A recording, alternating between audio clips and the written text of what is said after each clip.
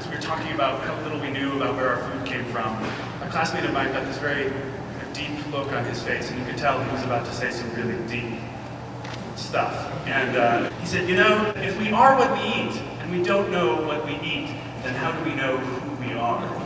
And, you know, I'm sure he like wrote that on his locker later.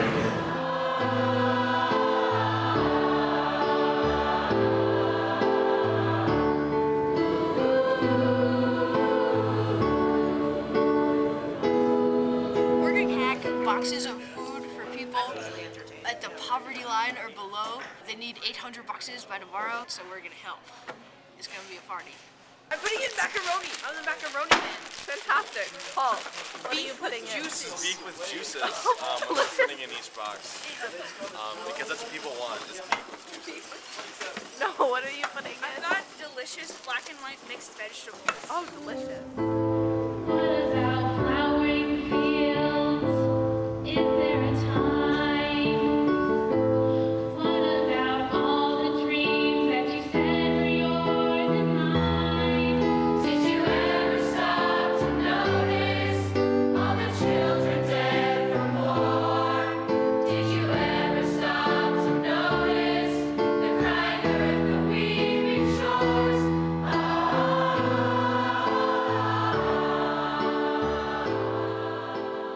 The movie you will see today, King Corn, opened my eyes to a nationwide dilemma that I was only dimly aware of, yet is of critical importance.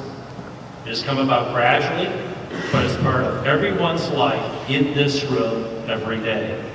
You will be exposed to several dilemmas today in your seminars and in this movie, and you'll be asked to reflect on what you realized or came to understand through these conversations.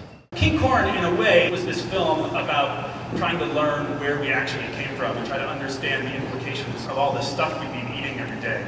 There's a guy named Wendell Berry, who's a poet and a farmer in Kentucky, and he's very famously said that eating is an agricultural act, which in some ways is obvious, right? I mean, food comes from farms. But I think what he's implying also is that eating is also an ethical act. That, you know, every bite of food you take has a chain of events behind it that affect people and places that are beyond our view and beyond our reckoning. And I think that's actually a pretty powerful metaphor for the way we live in the modern world. Not just with food, but everything we consume. So I think in our conversations today about where food comes from, and as we start putting in front of us questions about how should we eat and how should we decide what we put into our bodies, not only should we see that as a way of understanding how are we affecting the world beyond our view and beyond our dining hall or beyond our fast food restaurant, but also it's a way of asking what other ways in my life am I lacking the information I need to make ethical decisions.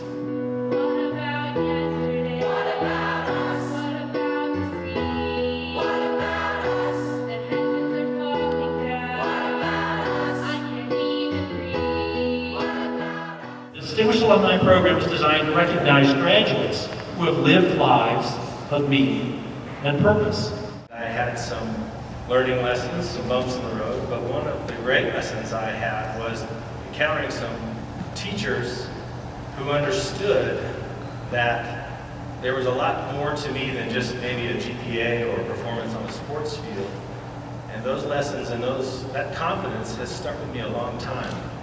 Find what matters to each of you, because what matters to you is what's going to matter to the world. And the more energy you put into it for your growth and your wisdom and your community, the more energy it'll give back. I'm going to stand up for the advancement of women in the corporate world. There are only 17% of women at the top of corporations and only 3% at the very top. We have a ways to go.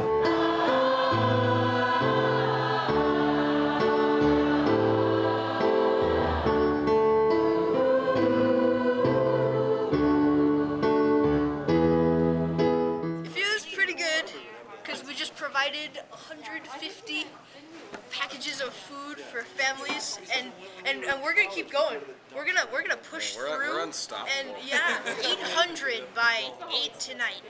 That's what we're staying looking at. here till 8. Yeah, we're not you leaving betcha. until we get 800. Yeah. not gonna leave.